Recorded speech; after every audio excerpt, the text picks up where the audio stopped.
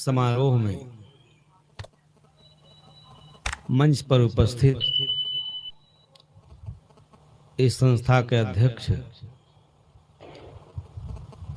परम पूज्य श्री साहिब जी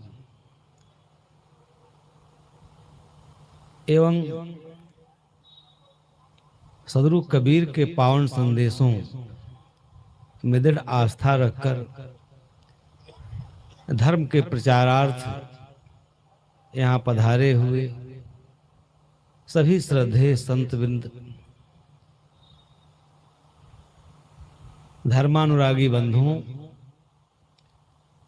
श्रद्धा मूर्ति देवियों, कल से ही यहाँ दिव्य और अलौकिक ज्ञान की चर्चा हो रही है। सब लोग उसको अपने अपने तरीके से आत्मसात करके उसका मूल्यांकन कर रहे हैं।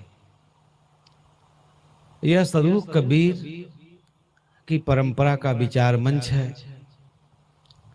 हम लोग तो बहुत बाद में आते हैं। अनेक संतों के श्रीमुख से आप दर्शन, आध्यात्म, धर्म, संस्कृति, परंपरा पर बहुत कुछ सुनते होंगे। आज कई प्रश्न हैं जिस पर गंभीरता से विचार करने की आवश्यकता है। केवल यह चर्चा ही पर्याप्त नहीं है। चर्चा तो युगों से हो रही है, परंतु समस्याएं सदा रही हैं, सदा रहेंगी। एक शायर ने लिखा, दर्द आता नहीं रहने के लिए, बात रह जाती है कहने के लिए। प्यार और पीर दो किनारे हैं, जिंदगी धार है बहने के लिए। कोई आज ही ऐसा हो रहा है, ऐसा नहीं है।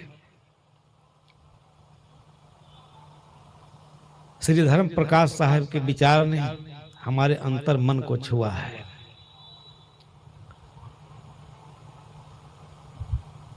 और अपने हृदय के उद्गार व्यक्त कर रहे थे। बड़ी संक्षेप में उन्होंने समस्याओं को अपने तरीके से रखा। मैं उनसे निवेदन करना चाहूंगा कि हम लोग ऐसे इष्ट के उपास्य हैं जो संपूर्ण प्रभुत्व संपन्न काशी नगरी में जिसका प्रादुर्भाव हुआ और सारा जीवन बुराइयों से लड़ता रहा। बुराइयों से लड़ने का उन्होंने प्रेरणा दिया, अदम्य साहस दिया इस राष्ट्र को, इस समाज को। भारतीय आत्मा को छुआ और उसको अपनी विशेषता प्रदान की। ये विद्वत जगत में प्रसिद्ध है, सभी इसको स्वीकार करते हैं। इसलिए इसमें धैर्य खोने की आवश्यकता नहीं है। हम साधु हैं, साधना भी करें, ज्ञानार्जन करें, अध्ययन मनन करें, अच्छे और पवित्र विचार जो हम उपार्जित करते हैं, जिससे समाज और राष्ट्र को, व्यक्ति को लाभ हो सके, उसको भी करते रहना चाहिए। परंतु कर्तव्य पथ से कभी विमुख नहीं होना चाहिए। सबसे बड़ा धर्म, सबसे बड़ी साधना, सबसे बड़ी उपासना, सबसे बड़ी विपस्सना धर्म के पथ पर चलना है, कर्तव्य के पथ पर चलना है। इससे बड़ा कोई धर्म नहीं है। राम के भी बहुत सारे शत्रु थे। सदगुरु कबीर साहब ने अपने चिंतन में कहा, जेते तारा रैन के तेते बैरी मुझे। आप कल्पना कर सकते हैं, हम लोग तो दो चार बुराइयों से लड़ने में असहाय हो जाते हैं, निरीह हो जाते हैं। उस काशी में जुलाहा के घर में जिसका पालन पोषण हुआ था, पूरे भारतीय दर्शन, चिंतन, परंपरा, आध्यात्मिक परंपरा, धार्मिक परंपरा, संस्कृति परंपरा का इतना सुंदर मीमांसा और इतना अदम्य साहस के साथ किया कि शायद सृष्टि के इतिहास में इतना कठोर सत्य बोलने वाला कोई महापुरुष नहीं दिखाई देता है। फिर हमारा सौभाग्य है कि हम ऐसे महापुरुष के अनुयायी हैं। हमें गर्व होना चाहिए। जिस व्यक्ति को अपने इतिहास पर, अपनी परंपरा पर, अपनी संस्कृति पर, अपने धर्म पर, अपने इतिहास पर गर्व नहीं है, वो इस समाज में चिरकाल तक जी नहीं सकता। मनुष्य जीवन में संघर्ष, कहां संघर्ष नहीं है। मैं अपना उदाहरण दूं, शायद ये ठीक नहीं है मंच पर देना। आदमी को सहिष्णुता नहीं खोनी चाहिए। सब कुछ को, विष को, हमारे में इतना सामर्थ्य है कि हम विष को भी सहन कर जाएं, सहन करने का सामर्थ्य आ जाए तो उसे हम अमृत में बदल देते हैं। सब अमृत हो जाता है। कभी घबराने की जरूरत नहीं है। आप सोचिए कि कबीर साहब काशी में रहकर एक तरफ धर्माचार्यों से लोहा लेते हैं, एक तरफ धार्मिक जगत में, धर्म के क्षेत्र में जो बुराइयां हैं,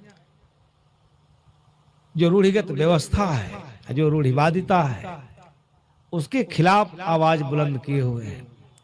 दूसरी तरफ सामाजिक व्यवस्था है, जात पात, छुआछूत। उस काल का कभी आप लोगों ने अध्ययन किया? कभी आप सोचा कि काशी में रहकर, मैं तो कहता हूं आप नहीं, आप इस समय हम लोग नहीं कह सकते उस भाषा को, क्योंकि आज राज्य की जो सत्ता प्रतिष्ठान है उसे उसका संरक्षण प्राप्त है। आप नहीं कह सकते। कबीर में कितना साहस था। एक नहीं, कई आयाम हैं उनके चिंतन के, और इसीलिए पूरी दुनिया बड़ी तन्मयता से सुनती है। केवल वो साधना की बात नहीं करते, अध्यात्म की बात नहीं करते, धर्म की बात नहीं करते, समाज की पीड़ा उसका सबसे, उनका सबसे बड़ा विषय है। इतिहास, परंपरा, दर्शन, सभी विषयों को छुआ, और सभी विषयों को केवल छुआ ने उसका सुंदर समाधान प्रस्तुत किया, और सब लोगों ने उसे स्वीकार किया। ये कितनी बड़ी लड़ाई थी, कितना बड़ा संघर्ष था। वाराणसी से उरेड़ा ठावे ठावे कबीर गीत सबे गावे। वह एक ऐसा मोमेंट था, ऐसा एक आंदोलन था। उसमें सारी जो परंपरागत धर्म थे सबकी चूलें हिल गईं, सब लड़खड़ा गए, सब गिर गए। किसी के पास जवाब देने का साहस नहीं था। ऐसा ऐसा प्रश्न पूछा, हड्डी तोड़ प्रश्न। आज राम की चर्चा होती है। कबीर की दृष्टि में राम कौन है? उसे वैष्णव भी नहीं नकार सकता। राम शब्द में उनकी इतनी आस्था है, परंतु जब वो राम की व्याख्या करते हैं तो सगुण उपासक भी बड़ी धैर्य से सुनते हैं, और सुनते ही नहीं है, स्वीकार करते हैं कि हम तो बहुत दूर भटक गए हैं, बहुत अंधकार में टटोल रहे हैं। ऐसे विषय को जो बिल्कुल दुर्गम था, मनुष्य की बुद्धि विवेक से परे बनाया गया था, उसे सद्गुरु कबीर ने मनुष्य की बुद्धि में लाया, उसके सामर्थ्य के अंदर किया। कितनी बड़ी बात है। आप कभी कल्पना कर सकते हैं इस देश में जात के खिलाफ बोलना, वर्ण व्यवस्था के खिलाफ बोलना, धर्मों में जो आडंबर था, अंधविश्वास था, ढोंग ढकोसलापूर्ण जो उपाख्यान थे, उसके खिलाफ बोलना, ये मौत को निमंत्रण देना था।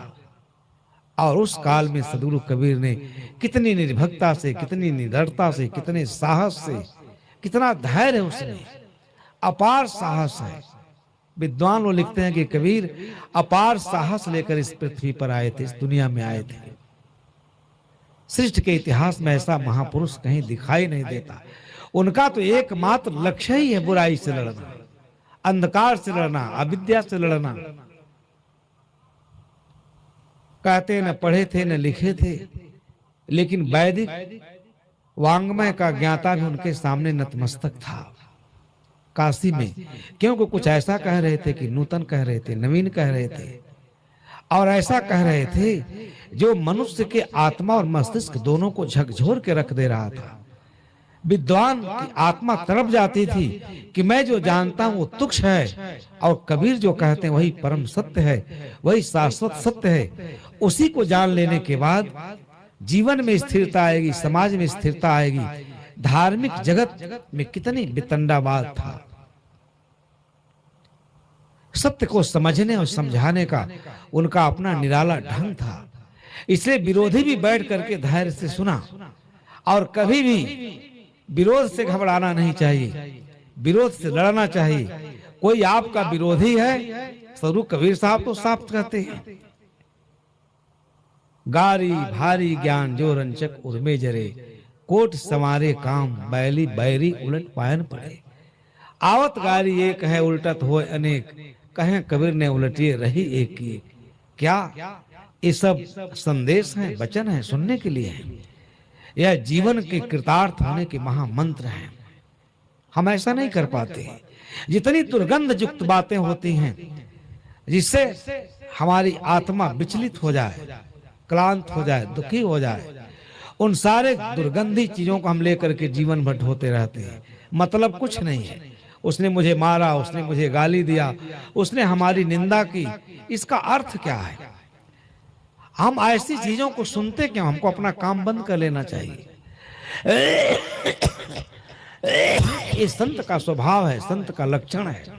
सहनशीलता से किसी के जीवन में हम उसके जीवन विचारों में भारी परिवर्तन ला सकते हैं। लेकिन अगर प्रतिक्रिया शुरू की, उसका कोई अंत नहीं है। इसलिए प्रतिक्रिया शून्य चित्त होना चाहिए। कोई करता हमारी बुराई करे। परीक्षा साहब, श्री परीक्षा साहब, धर्म प्रकाश साहब छत्तीसगढ़ से आए हैं, इस संपत्ति को बेचकर चले जाएंगे। पहले बात तो जो ऐसी बातें करते हैं उनके पास राष्ट्रीयता के संबंध में समझ नहीं है। यहाँ जितने लोग आप लोग बैठे हो, प्रजातांत्रिक देश के हम लोग नागरिक हैं। प्रशासन के लिए एक व्यवस्था की छत्तीसगढ़ है, उत्तर प्रदेश है, हम सभी भारत के नागरिक हैं। कहीं आप लिखते हो कि उत्तर प्रदेश के नागरिक हैं, छत्तीसगढ़ के नागरिक हैं। यहाँ आपको आने जाने में कोई बुराई है? जमीन खरीदने में, रहने में? हमारे संविधान निर्माताओं के पास कितनी व्यापक बुद्धि थी। नहीं, आज ये भारत टुकड़ों टुकड़ों में विभाजित हो जाता। जो इतना संकुचित दृष्टिकोण रखते हैं, राष्ट्रीयता के भाव को समझना चाहिए। हम सब लोग इस देश के नागरिक हैं।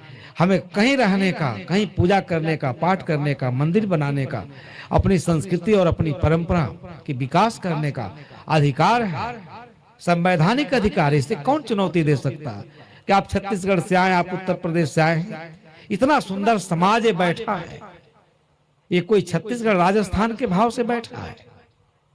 से सब कबीर के अनन्य प्रेमी हैं, कबीर में दृढ़ आस्था और विश्वास रखने वाले लोग हैं। यहाँ सारी सीमाएं मिट गई हैं, और कबीर साहब के दर्शन, उनके चिंतन में इन्हीं सीमाओं को मिटाया, इन्हीं दीवारों को कबीर साहब ने तोड़ा, जो भारत के आत्मा को क्या कर दी आज आप नहीं समझ रहे हैं। आप बृहत्तर भारत की कल्पना कर सकते हैं। भारत कहां तक था? सारे भारतीय देश जो द्वीपीय देश हैं, म्यांमार से लेकर के सीरिया, जॉर्डन, बेबीलोन तक, ये बृहत्तर भारत था। आज इसी संकुचितता के कारण, इसी धर्म के मतलब न समझने के कारण कि धर्म का तात्पर्य क्या है, धर्म का मतलब क्या है, इसी जाति विद्वेष के कारण, धर्म विद्वेष के कारण हम बताइए कितना खोए, जिसका मूल्यांकन करना कठिन है। इसलिए मैं तो समझता हूं कि कबीर साहब को पढ़ करके अगर हम लोग विचलित हों, ये ठीक नहीं है। कबीर साहब को पढ़ करके तो हमारा साहस और दोगुना होना चाहिए लड़ने के लिए। कोई लड़ता रहे। हाँ, एक चीज ध्यान रखना चाहिए कि बुराई से बुराई पर विजय प्राप्त नहीं किया जा सकता। कोई पापी है, मलेच्छ है, तो उसके प्रति हमारे मन में दया होना चाहिए, करुणा होना चाहिए। वो मार्ग से विचलित है, भ्रष्ट आचरण कर रहा है, तो उससे हमें घृणा नहीं करना चाहिए, उसके ऊपर हमें करुणा करनी चाहिए, दया करनी चाहिए। वो दया का पात्र है कबीर की दृष्टि में।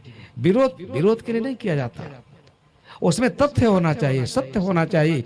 और यही कारण है कि उन विषम परिस्थितियों में जहां भारत जल रहा था, वो जलते हुए भारत पर कबीर साहब ने अपने उपदेशों के शीतल जल की ऐसी बारिश की इस देश में कि सब के सब तृप्त हो गए। मैं सवाल जब राजिम कुंभ में शंकराचार्य के प्रतिनिधि आए थे, श्री धर्मेंद्र साहब जी भी थे, लोग देर से पहुंचे, पहली बार लोग आए थे, एक ऐसा मंच था सभी के लिए उसको उपलब्ध कराया जाता था, आप अपनी बात कह सकते थे। लेकिन मानव मन में जो रोग है, जो हमारे प्रकृति में अंतर्निहित चीजें हैं, उनको धोना, उनको स्वच्छ करना, उनको निर्मल और पवित्र करना कोई सरल काम भी नहीं है। ये भी आप ध्यान रखिएगा। कबीर साहब ने कहा, माया तजे का भया मान तजा नहीं जाए, जे माने मुनिवर ठगे मान सबन को खाए। हमने वहां निवेदन किया था, सभा खत्म हो गई थी, फिर सारे सन्यासी हमारे मंच पर आ गए। हमने कहा, आप साहब